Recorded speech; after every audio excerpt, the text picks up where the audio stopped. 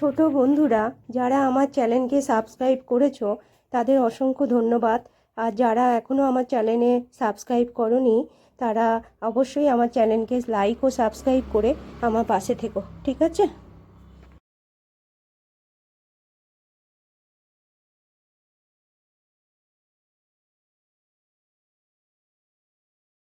আজকে তোমাদের শুরু করছি ক্লাস 5-এর পরিবেশ ও বিজ্ঞান বইয়ের পশ্চিমবঙ্গের জেলা সদর। এইগুলো থেকে প্রচুর প্রশ্ন আসে বলেই এই চ্যাপ্টারগুলো আমি পড়িয়ে দিচ্ছি, বুঝলে? এগুলো প্রচুর প্রশ্ন আসে এখান থেকে। শূন্যস্থান পূরণ বলো, বলো, এই যে তোমাদের এই পাতাটা হচ্ছে 79, 80 আর এই 81 পাতায়, ঠিক আছে? 81 অনেকগুলো পাতা নিয়েই আছে। দেখে আমি যতটা পারছি পড়িয়ে দিচ্ছি আজকে। শোনো, যেগুলো আসার সম্ভাবনা সেইগুলোই আমি তোমাদের করাই, কিন্তু হ্যাঁ, যেগুলোতে পরীক্ষায় একদমই আসবে, আসার সম্ভাবনা থাকে সেখান থেকে সেই চ্যাপ্টারগুলোই কিন্তু তোমাদের ধরে ধরে পড়ে প্রশ্নও আলোচনা করে দিই, বুঝিয়ে দিই। বুঝতে পেরেছো? দেখো এখানে কি বলেছে, যে সদর শহর এবং জেলার নাম কি? কি বলবে? হ্যাঁ, দার্জিলিং। তোমাদের যদি এরমভাবে প্রশ্ন আসে যে শহরের বিশেষ বৈশিষ্ট্য কি, এরম ধরে প্রশ্ন আসতে পারে, তখন তোমরা যেগুলো মনে থাকবে, এখানে ম্যাল আছে, হ্যাঁ, চিড়িয়াখানা দেখতে পাওয়া যায়। দার্জিলিং বললে যেটা বলতে হবে টয় ট্রেন। দার্জিলিংয়ের যেগুলো মেন তোমাদের মনে থাকার বিষয়বস্তু সেইগুলো বলবে তোমরা। যদি বৈশিষ্ট্য আসে দার্জিলিংয়ের তাহলে অবশ্যই বলবে টয় ট্রেন। এখানে দার্জিলিং মানেই টয় ট্রেন। চা বাগান, ঠিক আছে, ঘুম, টাইগার হিল, এগুলো হচ্ছে এখানকার বিখ্যাত। আর কাঞ্চনজঙ্ঘা বরফে দাগা, মানে এগুলো হচ্ছে তোমার একদম তোমাদের লিখতেই হবে এগুলো, এই পয়েন্টগুলো। বুঝতে পেরেছো? দার্জিলিংয়ের বৈশিষ্ট্য যদি বলে, বা শূন্যস্থানেও শূন্যস্থানেও ধরো এলো তোমাদের যে কাঞ্চনজঙ্ঘা পর্বত কোন শহরের যে বিখ্যাত, তখন তোমরা অবশ্যই লিখবে দার্জিলিং, ঠিক আছে? জেলার নাম কি? দার্জিলিং জেলা। আমি পরেরটাই চলে যাচ্ছি। দেখো, জলপাইগুড়ি। জলপাইগুড়িতে পড়ছি কি, যদি জলপাইগুড়ি বলে, এখানে বলবে জলপাইগুড়ি যেটা engineering college. Jalpaiguri engineering college হচ্ছে একটা মেন বিষয়বস্তু এই বৈশিষ্ট্যের মধ্যে, ঠিক আছে? এটা অবশ্যই বলবে, সরকারি ইঞ্জিনিয়ারিং কলেজ আছে জলপাইগুড়িতে। আর কি বলবে? তিস্তা করলা নদীর তীরবর্তী শহর হচ্ছে দার্জিলিং, মনে থাকবে। অন্য কোনো তোমরা যদি নাও মনে রাখতে পারো, অবশ্যই এই পয়েন্টটা বলবে, সরকারি ইঞ্জিনিয়ারিং কলেজ আছে আর তিস্তা ও করলা নদীর তীরে এই দার্জিলিং শহরটা অবস্থিত, ঠিক আছে? আর হসপিটাল, ফার্মেসি তো সব জায়গাতেই থাকে, অবশ্যই এগুলো বলবে, ঠিক আছে? তারপরে দেখো আলিপুরদুয়ার। আলিপুর, সব কিছু তোমাদের মনে রাখতে পারলে তো অবশ্যই ভালো, যদি মনে রেখে লেখো তো খুবই ভালো।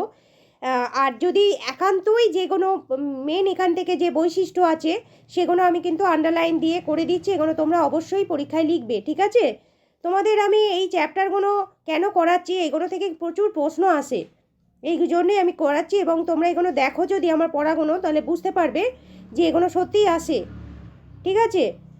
আর যে চ্যাপ্টারগুলো তোমাদের খুব একটা ইম্পর্টেন্ট নয় সেগুলো আমি পড়িয়ে আমি মানে শুধু শুধু করতে চাই না। আমি যেগুলো তোমাদের ইম্পর্টেন্ট সেই চ্যাপ্টারগুলো সম্পর্কে আমি আর পড়াই, এবং সেখান থেকে প্রশ্নগুলো আমি তোমাদের বলে দিই।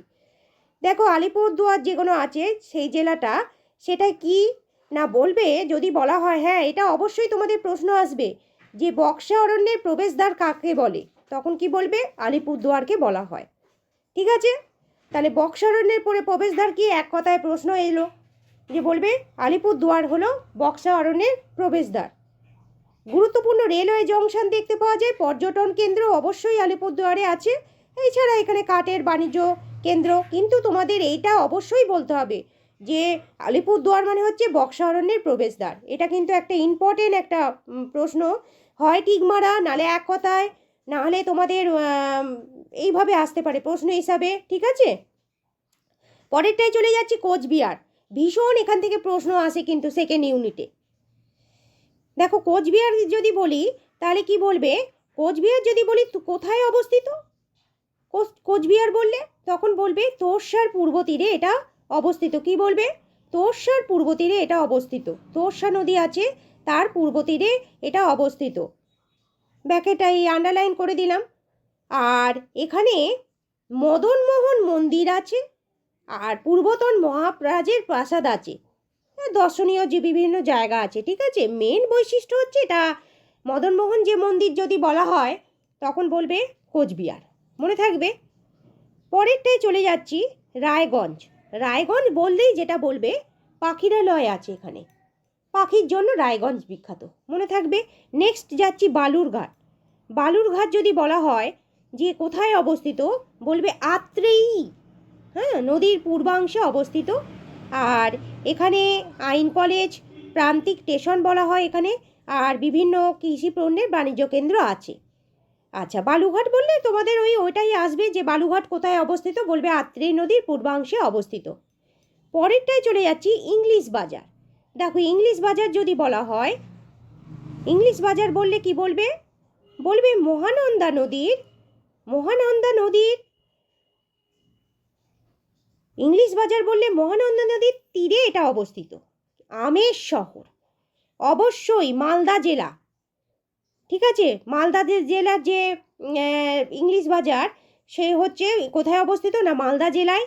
এটা হচ্ছে মহানন্দা নদীর তীরে আমের শহর বলা হয়। মালদা মানেই আমের শহর, মালদায় আম বিখ্যাত। বিশ্ববিদ্যালয়, college, engineering college, medical college, hospital আর পলিটেকনিক কলেজ এগুলো আছে। তোমাদের যেটা মেন এখান থেকে যেটা প্রশ্ন তোমাদের, যে আমের শহর কাকে বলা হয়, মালদা, কোথায় অবস্থিত, বলবে মহানন্দা নদীর তীরে এটা অবস্থিত। ঠিক আছে, আমি 69 পাতার এই ছকটা পড়িয়ে দিলাম, এগুলো প্রশ্নও বলে দিয়েছি কি কি আসতে পারে তোমাদের আলোচনা করে দিলাম, ঠিক আছে। আর ইংলিশ বাজার কোথায় অবস্থিত, বলবে মালদা জেলায় অবস্থিত, ঠিক আছে। নেক্সটে চলে যাচ্ছি, দেখো নেক্সট যে পড়াটা আছে তাতে আমি চলে যাচ্ছি, এটা 69 পাতার পড়াটা আমি তোমাদের আলোচনা করে দিলাম। এবার দেখো 70 পাতায় যে পড়াটা আছে, না 69 নয়, আমার বলা ভুল হয়েছিল, 79 পাতার যে পড়াটা সেটা আলোচনা করে দিলাম। এবার হবে তোমাদের 80 পাতা। 80 পাতায় যে পড়াটা আছে সেটা শোনো, কীগুলো ইম্পর্টেন্ট সেগুলো হচ্ছে বহরমপুর যেটা বললেই যেটা বলবে তোমরা রেশম শিল্প, ভাগীরথীর তীরে অবস্থিত, আর এখানে রেশম শিল্প আছে, ঠিক আছে। তোমাদের যেটা ইম্পর্টেন্ট সেগুলো আমি আলোচনা করে দিলাম। কিসের জন্য বিখ্যাত, বলবে রেশম শিল্পের জন্য বিখ্যাত, রেশম শিল্পের জন্য এটা বিখ্যাত। আর এখানে পিতলের বাসন তৈরির জন্য বিভিন্ন রকম জায়গা আছে। আর এটা ভাগীরথীর তীরে অবস্থিত, বহরমপুর। আর যদি বলা হয় কোন জেলা, বলবে মুর্শিদাবাদ জেলা। মুর্শিদাবাদ জেলা বললেই বলবে মুর্শিদাবাদ জেলায় বহরমপুর অবস্থিত।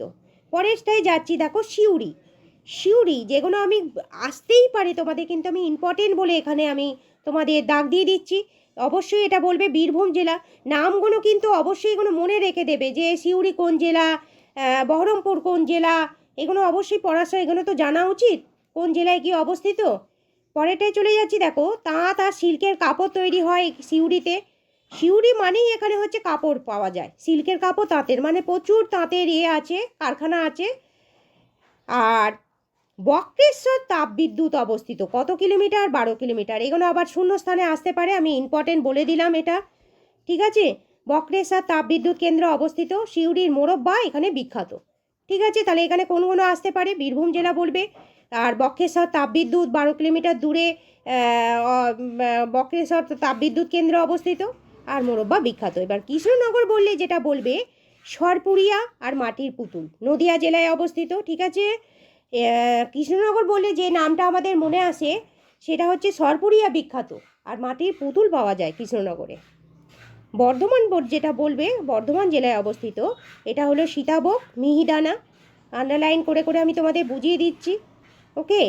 তারপরে দেখো বাঁকুড়া বললে টেরাকোটা, অবশ্যই ইম্পর্টেন্ট এটা, যে টেরাকোটা কোথায় কোন জেলায়, বলবে বাঁকুড়া জেলায় অবস্থিত, মানে কোন জেলাকার জন্য, মানে যে প্রশ্ন আসবে টেরাকোটা শিল্পের জন্য বিখ্যাত শহরের নাম, বলবে বাঁকুড়া, জেলা হচ্ছে বাঁকুড়া জেলা, ঠিক আছে। আচ্ছা, তারপরে দেখো আরও কি আছে, এবার পুরুলিয়া বলছে কিসের জন্য বিখ্যাত, কি বলবে, ছৌ নাচ। কলেজ স্কুল তো সব জায়গাতেই থাকে, কিন্তু যেগুলো মেন বিখ্যাত তোমাদের বৈশিষ্ট্যে বা যেটা তোমাদের এই শূন্যস্থানে বা টিকমারায় আসতে পারে, সেটা বলবে কি, বলবে ছৌ নাচ। পুরুলিয়া বললেই যে কথাটা মনে আসবে ছৌ নাচ। আমি যেগুলো আন্ডারলাইন করছি তোমরা এগুলো ঠিকমতো ফলো করলে তোমরা কিন্তু এগুলো অবশ্যই কমন পাবে, এই প্রশ্নগুলো আসে। আচ্ছা, এটা কোন জেলায় অবস্থিত? বলবে পুরুলিয়া জেলায় অবস্থিত। কোন জেলা? না পুরুলিয়া জেলা। ঠিক আছে, পরেরটায় চলে যাচ্ছি মেদিনীপুর। পশ্চিম মেদিনীপুর সম্পর্কে পড়ব। কংসাবতীর তীরে অবস্থিত। যদি বলা হয় যে পশ্চিম মেদিনীপুর কোথায় অবস্থিত? কংসাবতীর তীরে। আচ্ছা, এবার হচ্ছে তমলুক। তমলুক বললে যেটা বলবে কোথায় অবস্থিত? না পূর্ব মেদিনীপুর জেলায় অবস্থিত। আর এর আদি নাম কী ছিল এটা আসতে পারে, যে তমলুকের আদি নাম কী ছিল, ওই জন্য আমি এটা ইম্পর্টেন্ট বলে দিলাম। ঠিক আছে, আদি নাম ছিল কি? তাম্রলিপ্ত। এটা কোন নদীর তীরে অবস্থিত? বলবে রূপনারায়ণ নদীর তীরে অবস্থিত। এই দুটোই এখানে মেন প্রশ্ন, যে তাম্রলিপ্ত আদি নাম আর রূপনারায়ণ তীরে অবস্থিত। এছাড়া এখানে ওই কলা, ফুল, ইলিশ মাছের বাণিজ্য কেন্দ্র, ডিগ্রি কলেজ, এটা তো আছেই। ঠিক আছে, পরেরটায় চলে যাচ্ছি হাওড়া। হাওড়া কোথায়? হাওড়া জেলায় অবস্থিত।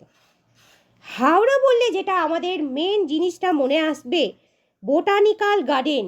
হাওড়া বললে যেটা তোমাদের অবশ্যই কিন্তু এটা মনে রেখে দেবে, আন্ডারলাইন করে দিলাম। কি বলবে? বোটানিক্যাল গার্ডেন হাওড়া জেলায় অবস্থিত। এটা মেন বৈশিষ্ট্য, প্রশ্নও আসতে পারে, টিকমারাও আসতে পারে, তাই এটা আমি ইম্পর্টেন্ট বলে দিলাম। আর কোন নদীর তীরে অবস্থিত এটাও মনে রেখে দেবে যদি আসে। বলবে হুগলি নদীর তীরে অবস্থিত। ঠিক আছে, আন্ডারলাইনগুলো ভালো করে ফলো করবে। পরেরটায় চলে যাচ্ছি চুঁচুড়া। চুঁচুড়া কোথায় অবস্থিত? হুগলি জেলায় অবস্থিত। চুঁচুড়া বললে যে মেন বৈশিষ্ট্য আসবে, ওই হুগলি নদীর তীরে জিটি রোড এর দুপাশে শহর। আর কিছু এখানে সেইভাবে বৈশিষ্ট্য নেই। দর্শনীয় স্থান তো সব জায়গাতেই আছে। ঠিক আছে, এবার হচ্ছে দেখো পড়ব বারাসাত। বারাসাত সম্পর্কে পড়ব। বারাসাত হচ্ছে ওই উত্তর 24 পরগনায় এটা অবস্থিত। জেলাগুলো অবশ্যই মনে রেখে দেবে, জেলার নামগুলো। হ্যাঁ, জেলার নাম মনে রেখে দেবে, বা ঘুরেও আসতে পারে যে উত্তর 24 পরগনার একটি শহরের নাম, তখন বলবে বারাসাত। এইভাবে মানে তোমরা কিন্তু ভালো করে পড়তে হবে। ভালো করে না পড়লে কিন্তু, বই ভালো করে না পড়লে, টেক্সট না ভালো করে পড়লে কিন্তু তোমরা অ্যান্সার করতে পারবে না। শুধু সাজেশান ভিত্তিক পড়া করে অ্যান্সার হবে না। বইটা ভালো করে পড়বে। আমি যেগুলো ইম্পর্টেন্ট বলে দিচ্ছি সেগুলো ফলো করো। সেগুলো নিয়মিত ফলো করলে তোমাদের এই প্রশ্নগুলো আইডিয়া হয়ে যাবে। ঠিক আছে, পরেরটা হচ্ছে আলিপুরদুয়ার। আলিপুরদুয়ার কোথায় অবস্থিত? দক্ষিণ 24 পরগনা। এখানে কি আছে? আলিপুরদুয়ার বললেই যেটা তো সবার মনে আসবে, বাচ্চাদের মনে আসবে, সবার, বাচ্চারাও যায়, বড়রাও যায়, চিড়িয়াখানা। আলিপুরদুয়ার যেটা বললেই বলবে চিড়িয়াখানা। আর আবহাওয়া অফিস আছে আলিপুরদুয়ারে। এই দুটো হচ্ছে মেন পয়েন্ট। এছাড়া হসপিটাল তো আছেই, তোমার বিশ্ববিদ্যালয় আছে, জাতীয় পাঠাগার আছে, কিন্তু তোমাদের মেন পয়েন্ট যেটা আলিপুরদুয়ার দক্ষিণ 24 পরগনায় অবস্থিত, অবশ্যই বলবে এটা আবহাওয়া অফিস আর চিড়িয়াখানা এখানে বিখ্যাত। তাই তো? কলকাতা। কলকাতা জেলায় অবস্থিত। কলকাতা বললে তো আমরা সবাই জানি ইডেন গার্ডেন। আচ্ছা, পাতাল রেল। কলকাতা বললেই যেগুলো মনে আসবে আমাদের, পাতাল রেল, বিমানবন্দর, তাই তো, মিউজিয়াম। তারপরে সবচেয়ে বড় কথা হচ্ছে রাজ্যের রাজধানী শহর বলা হয় কলকাতাকে, হুগলি নদীর তীরে অবস্থিত। তাহলে এখানে সবকটাই মেন বৈশিষ্ট্য কলকাতা, রাজধানী শহর না পশ্চিমবঙ্গের, তাই জন্য এটা হচ্ছে সবকটাই ইম্পর্টেন্ট এখানে। তাহলে আমি তোমাদের এই 80 পাতার পড়াটাও আমি তোমাদের বুঝিয়ে দিলাম পড়ে পড়ে। ঠিক আছে, আচ্ছা দেখো তারপরে কি বলছে? 80 পাতার পরে কি আছে? এইগুলো আমি তোমাদের 81, 82 আর একদিন আলোচনা করে দেবো। ঠিক আছে, তাহলে আজকে আপাতত তোমাদের আমি ওই 81, 82 পাতার এই পড়াটা নিয়ে আমি আলোচনা করে দিলাম, এই 79 আর 80 পাতার। ঠিক আছে, নেক্সট দিন আমি ওই তোমাদের 81, 82 পাতার পড়াটা নিয়ে আলোচনা করে দেবো। ঠিক আছে, আমার চ্যানেলটিকে অবশ্যই লাইক ও সাবস্ক্রাইব, আর যদি জানার ইচ্ছা থাকে কমেন্ট করে দিও। তোমরা সবাই ভালো থেকো। ঠিক আছে।